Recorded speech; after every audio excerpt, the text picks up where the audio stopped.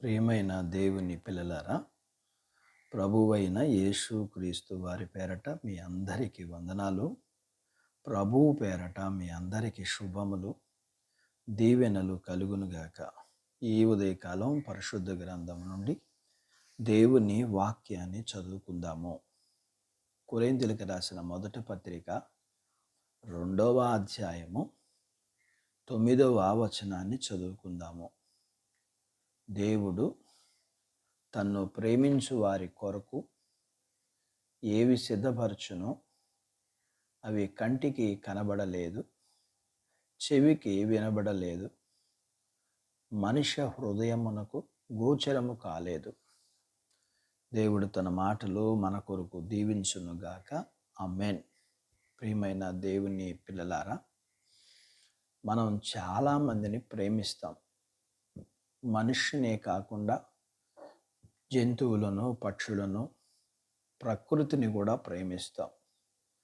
మనకు కనిపించే దానిలో మనకిష్టమైన దానిని ప్రేమిస్తాం. మరి కనబడని దేవుణ్ణి ఎలా ప్రేమించాలి? మనకి ఎలాంటి పరిచయము లేని, ఎప్పుడూ చూడని సినీ యాక్టర్స్ని, క్రీడాకారులను, రాజకీయ నాయకులను ప్రేమిస్తుంటాం. అసలు చూడని వారిని సహితము వారిలో ఉన్న గొప్పతనాన్ని బట్టి, అవి ఏవేవో టాలెంట్స్ని బట్టి ప్రేమిస్తాం. ఆ ప్రేమ ఎంత దూరం పోతుంది అంటే, ఒక్కసారి కూడా చూడని వారి కోసం ప్రాణాలు సైతం ఇవ్వడానికి సిద్ధపడతారు. మనం ఎంత అభిమానించినా, ప్రేమించినా, మన కష్టాలలో, బాధల్లో వచ్చి వాళ్ళు మనల్ని ఆదరించరు. మన గురించి పట్టించుకునే వాళ్ళను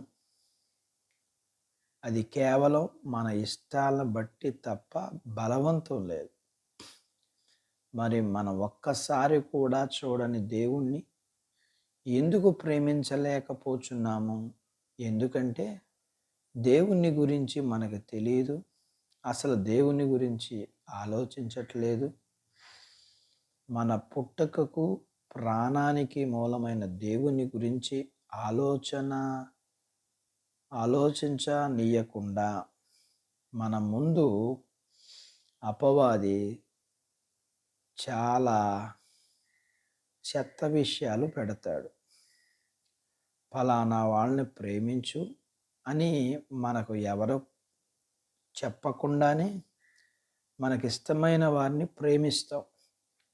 కానీ దేవుని గురించి మాత్రం తెలియకుండా ప్రేమించాం. మనం దేవుణ్ణి ప్రేమించాలి అంటే ఆయన్ని గురించి తెలుసుకోవాలి. ఆయన గొప్పతనం, ఆయన నిత్యశక్తి, ఆయన అదృశ్య లక్షణాలు, వీటిని గురించి ఆలోచించగలిగిన వారు ఆయన్ని ప్రేమించకుండా ఉండలేరు.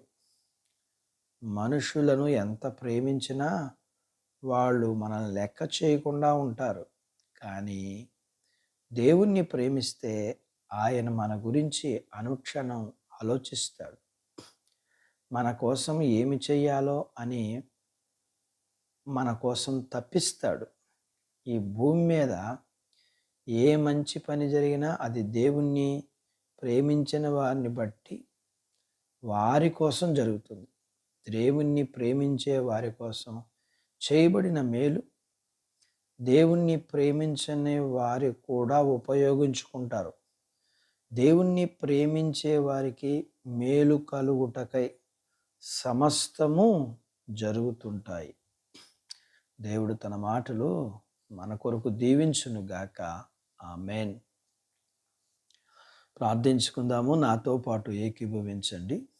మమ్మలను మిక్కిలిగా ప్రేమించిన మా ప్రియ పరలోకపు తండ్రి, మీ పరిశుద్ధ నామమును బట్టి మీకు వందనాలు. ఈ ఉదయకాలం మీ పాదాల దగ్గర మీ లేఖనాన్ని మేము నేర్చుకోవడానికి మీరు మాకు ఇచ్చిన ఈ బాధ్యతను బట్టి మీకు వందనాలు. నేర్చుకున్న లేఖనపు సత్యాన్ని బట్టి మాకు సిగ్గు కలుగుతుంది కదా. మాకు ఎవరిని గురించి మాకు మా గురించి ఎవరికి తెలియకపోయినా మేము ఎవరెవరినో ప్రేమించి వారి కోసం ఏదైనా చేస్తుంటాం. కానీ మమ్మల్ని ప్రేమించే మేము మిమ్మును ప్రేమించలేకపోవడం అనే విషయం దగ్గర మాకు సిగ్గు కలుగుతూ ఉంది. మేమందరము ఎప్పటికైనా మా ప్రాణానికి మూలము, మా జీవితానికి మూలమైన నిన్ను, మా కొరకు ప్రాణం పెట్టిన మిమ్మల్ని ప్రేమించగలిగిన హృదయాలు, జీవితాలు మీ పిల్లలమైన మాకు ఇవ్వండి అయ్యా. మాకు మీ విషయంలో జ్ఞానాన్ని అనుగ్రహించండి. మీ పిల్లలను దీవించండి. చిన్నపిల్లలను, యవనస్తులను, వృద్ధులను, స్త్రీలను, పురుషులను దీవించండి. వారి చదువుల్లో, ఆరోగ్యాల్లో, ఉద్యోగ ప్రయత్నాల్లో విజయాలు ఇవ్వండి. ఉద్యోగాలు చేస్తుండగా ప్రమోషన్స్ ఇవ్వండి. చేతి పనులు, వ్యాపారాలు, పొలాలు, పశువుల్ని దీవించండి. వివాహాలు కాని వారికి అవటానికి, అయిన వారికి గర్భఫలాలు ఇవ్వండి. గర్భం కలిగిన వారికి సుఖమైన ప్రసూతి ఇవ్వండి. ప్రసూతి అయిన వారికి ఆరోగ్యం ఇవ్వండి. ప్రతివారు అవసరాలు, సమస్యలు, బలహీనతలు, రుణాల నుంచి విడిపించండి. మీ పిల్లల్ని మీరు దీవించమని యేసు ప్రభు వారి పేరట స్తుతించి ప్రార్థించి అడిగినవన్నీ పొందుకొని ఉన్నాము తండ్రి. ఆమెన్. దేవుడు మిమ్మల్ని దీవించునుగాక. ఆమెన్.